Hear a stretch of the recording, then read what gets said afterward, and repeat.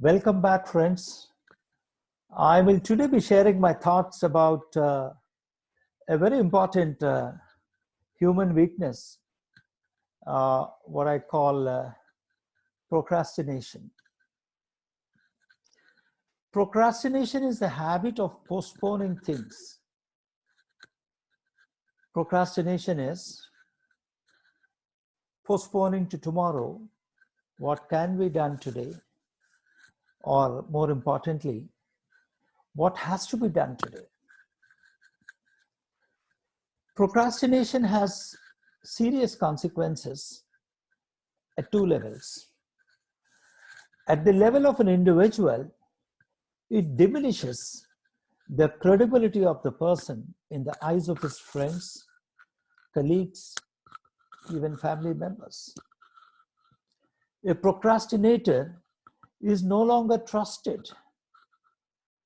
He is no longer trusted for his word or to keep his commitments. If you look at it from an organizational perspective, procrastination delays decisions, delays actions, which can lead to serious implications for the productivity and efficiency of the organization.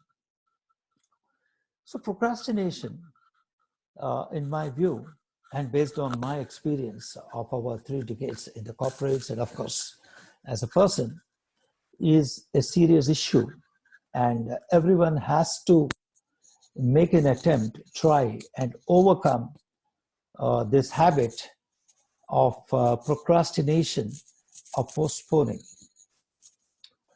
There are very many sayings about the ill effects of procrastination.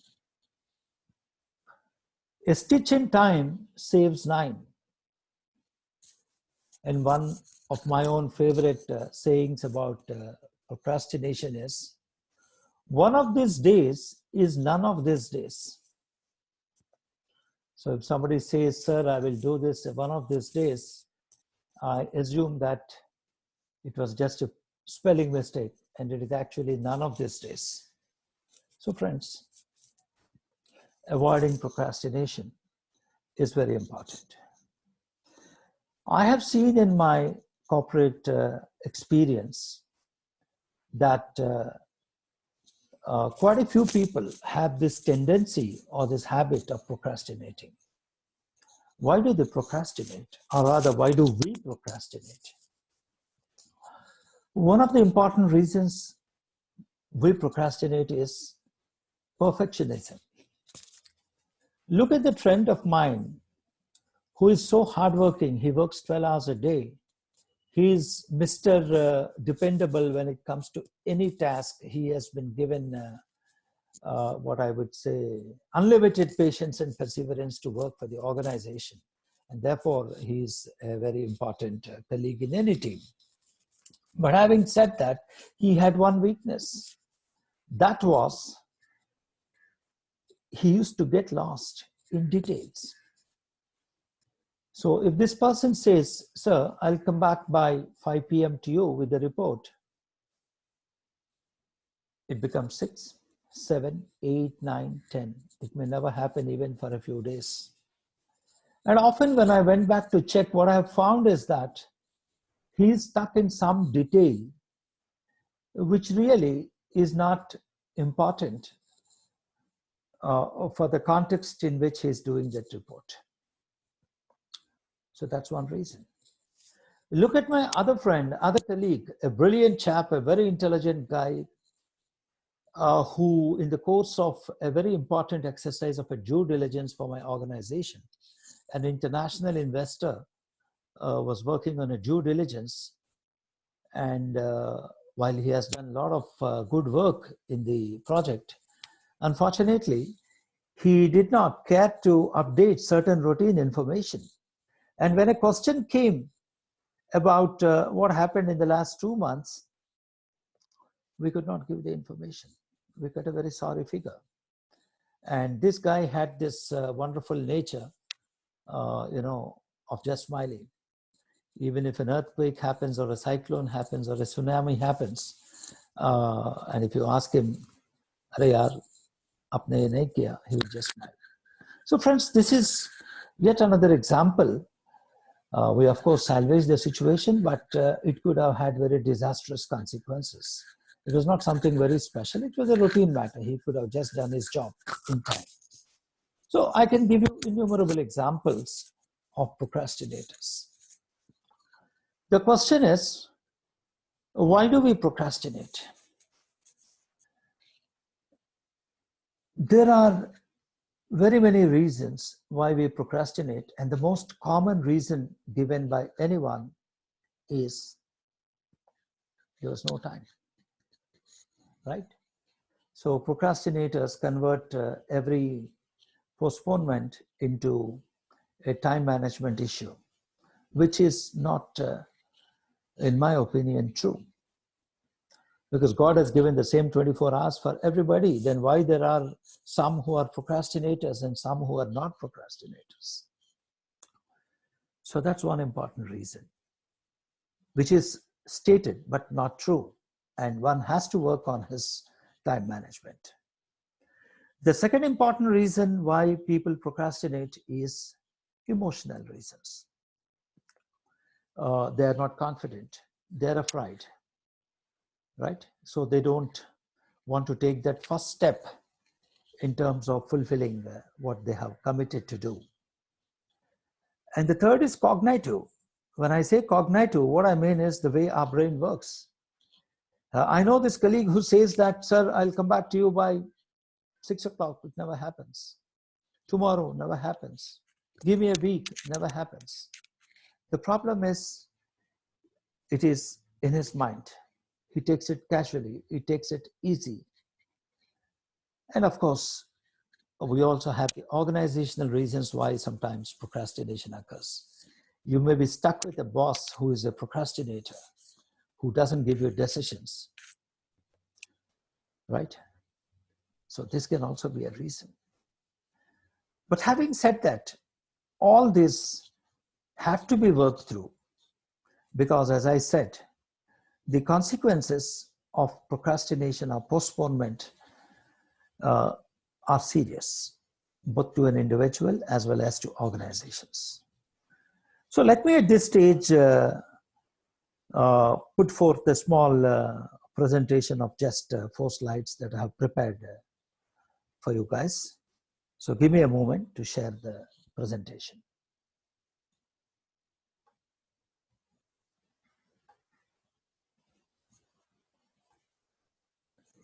Yes, we have already discussed these various reasons why we procrastinate.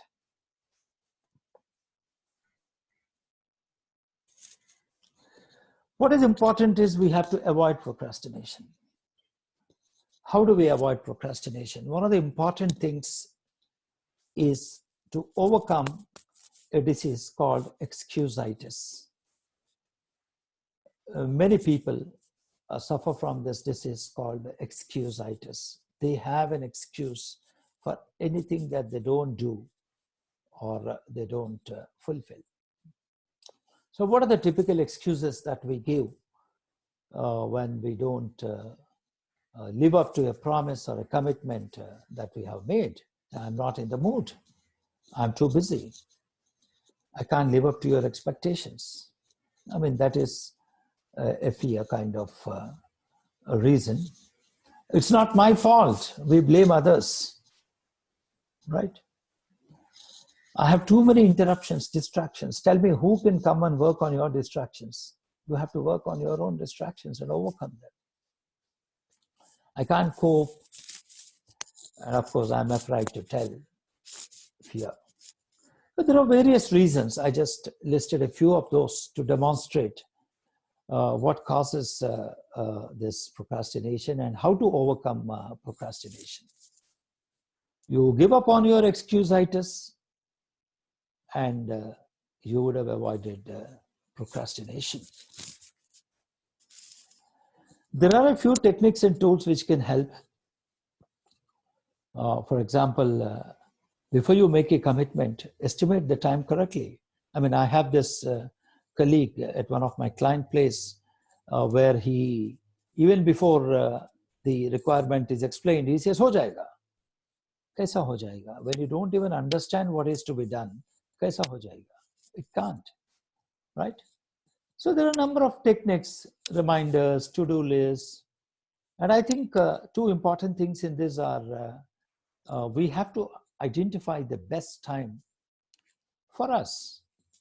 Some of us are most efficient in the morning. Some of us are more efficient in the evening or in the afternoon. These are the best moments in a day when our productivity is the highest. We can do some really deep work.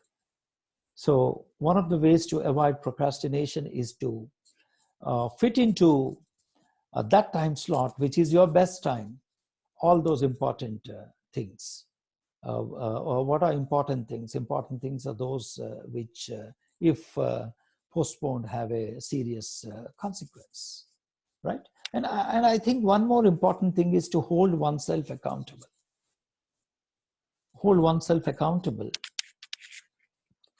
You have to develop this discipline of living up to a commitment or a promise, right? So holding yourself accountable if it has not happened. Like my other friend who never lives up to the time or the date that he commits, he takes it casually, right?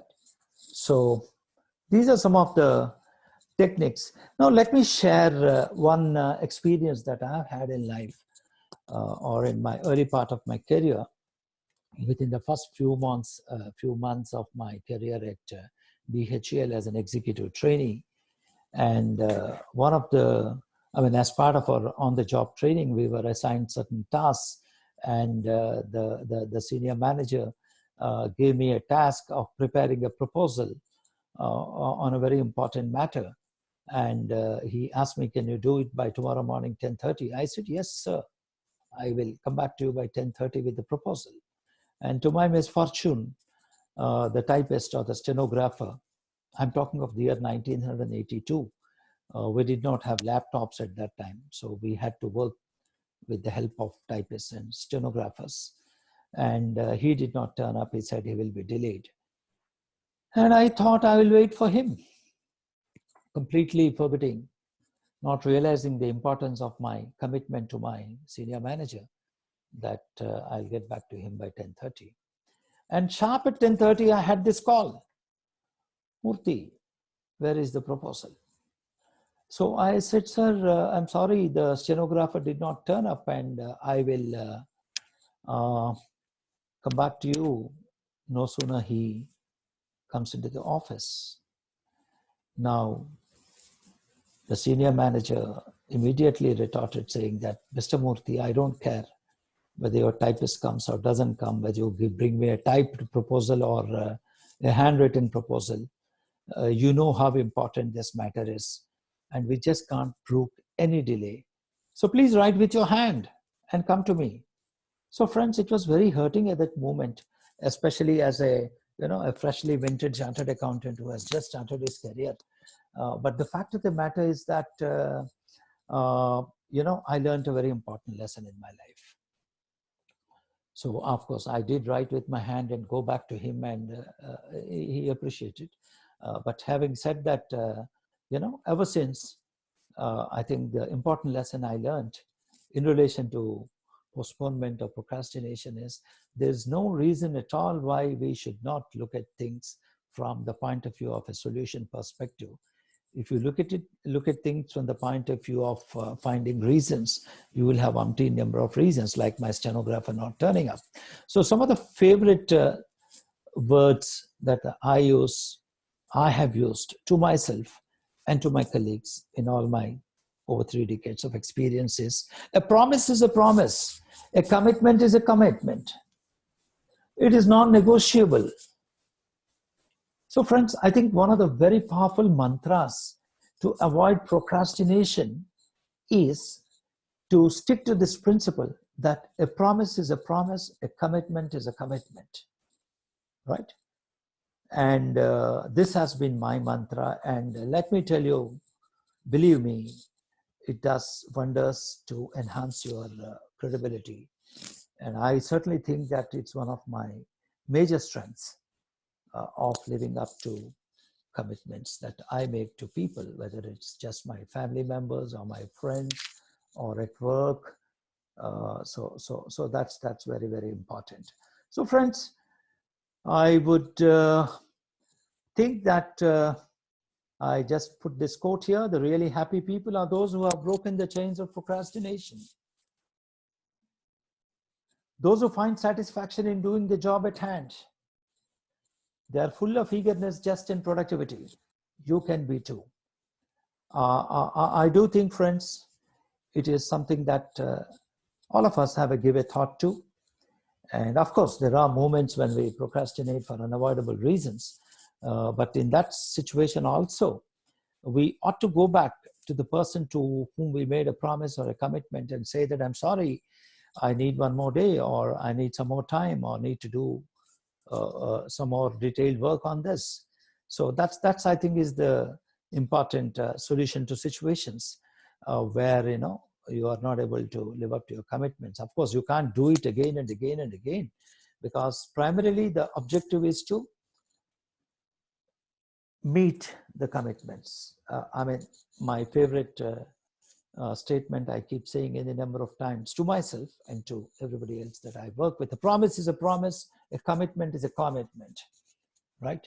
And we cannot sort of negotiate on that important mantra.